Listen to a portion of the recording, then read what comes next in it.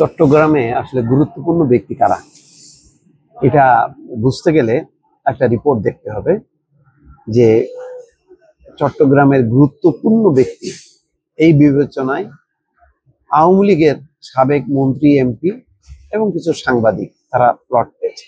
এরা হচ্ছে চট্টগ্রামের গুরুত্বপূর্ণ ব্যক্তি, কিন্তু অবাক হলাম কয়েকজনের নাম দেখে।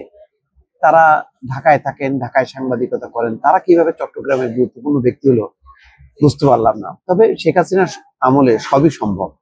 এখানে বলা হচ্ছে প্লট বরাদ্দ প্রবিধানমালা লঙ্ঘন, কারো প্লট থাকলে নতুন প্লট বরাদ্দ দেওয়ার নিয়ম নেই।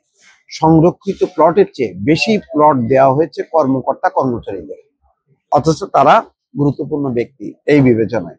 আওয়ামী লীগ আমলে বিভিন্ন কর্মকাণ্ডের জন্য বিতর্কিত ছিলেন চট্টগ্রাম ৬ রাউজান আসনের সাবেক এমপি এবিএম ফজলে করিম চৌধুরী, এক ধরনের দস্যু এবং এক mafia leader, gang leader.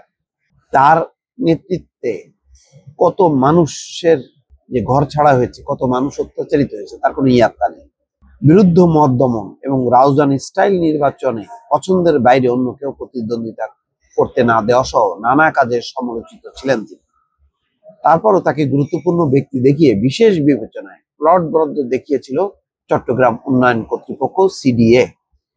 Chittagong শহরে পারিবারিক জায়গা জমি থাকলে প্লট বরাদ্দ দেওয়ার নিয়ম নেই, কিন্তু শহরের পাথরঘাটায় পৈতৃক বাড়ি থাকা সত্ত্বেও 2013 সালে ফজলে করিম চৌধুরীকে অনন্য আবাসিক এলাকায় প্লট বরাদ্দ দেওয়া হয়। তখন তিনি গৃহায়ন ও গণপূর্ত মন্ত্রণালয় সম্পর্কিত স্থায়ী কমিটির সভাপতি ছিলেন। সিডিএ এই মন্ত্রণালয়ের অধীনে একটি প্রতিষ্ঠান। দেখেন ক্ষমতার অপব্যবহার কাকে বলে। শুধু ফজলে করিম চৌধুরী নন, আওয়ামী লীগের সাবেক মন্ত্রী, এমপি, দলীয় নেতা, আওয়ামীপন্থী পেশাজীবী, সাংবাদিক সহ আরো 58 জনকে গুরুত্বপূর্ণ ব্যক্তি দেখিয়ে বিশেষ বিবেচনায় 2013 সালে প্লট দিয়েছিল সিডিএ। সিডিএর প্লট বরাদ্দ বিধানমালা অনুযায়ী চট্টগ্রাম সিটি কর্পোরেশন এলাকায় বা সিডিএর আবাসিক প্রকল্পে কোনো আবেদনকারী বা তার পরিবারের সদস্যদের নামে প্লট থাকলে, আবাসিক প্লট থাকলে বা অতীতে সিডিএ থেকে প্লটের কোনো ইজারা দেওয়া হলে তাকে প্লট বরাদ্দ দেওয়ার নিয়ম নেই, কিন্তু এক্ষেত্রে সেটা মানা হয়নি।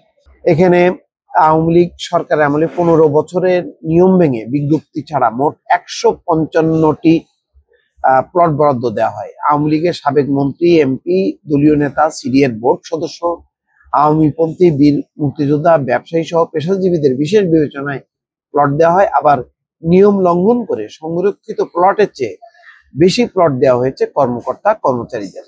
দফায় দফায় 2009, 2013 এবং 2018 3 দফায় প্লট বরাদ্দ দেওয়া হয়।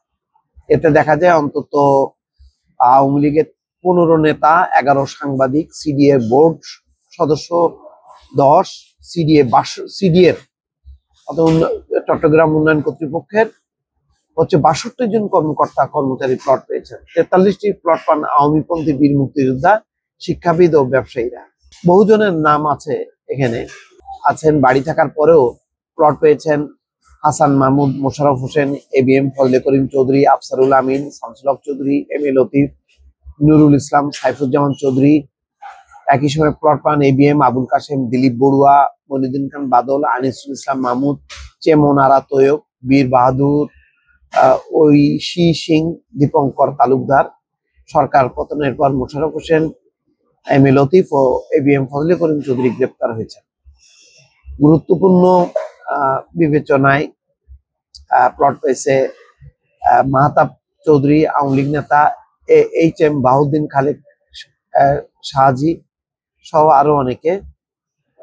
যুগ্ম আহ্বায়ক এবিএম শাহজাহান, জসিমউদ্দিন, তারপরে হাসিনা সেই পিয়নের স্ত্রীও প্লট পেয়েছে, ওই যে জাহাঙ্গীর। কোটি কোটি টাকা দেওয়া হয় 15 লাখ টাকায়। খুবই অবাক কাণ্ড আর কি। মানে এগুলি ক্ষমতার অপব্যবহার। এগুলি আসলে বহুজনের নাম, এখন এগুলি কি বাতিল হবে নাকি মানে বরাদ্দ বহাল থাকবে, এগুলিও আবার দেখা যাবে যে ভিন্ন ভিন্ন তদন্ত হচ্ছে, বাতিল হচ্ছে, এই চলছে আর কি। মানে এইসব অনিয়ম 15 বছরের এগুলি আস্তে আস্তে বের হচ্ছে। দর্শক, আপনাদের সামনে উপস্থাপন করছি। এতেই বোঝা যাচ্ছে যে শেখ হাসিনার শাসনামলটা কেমন ছিল। দর্শক, ভালো থাকবেন। আল্লাহ হাফেজ।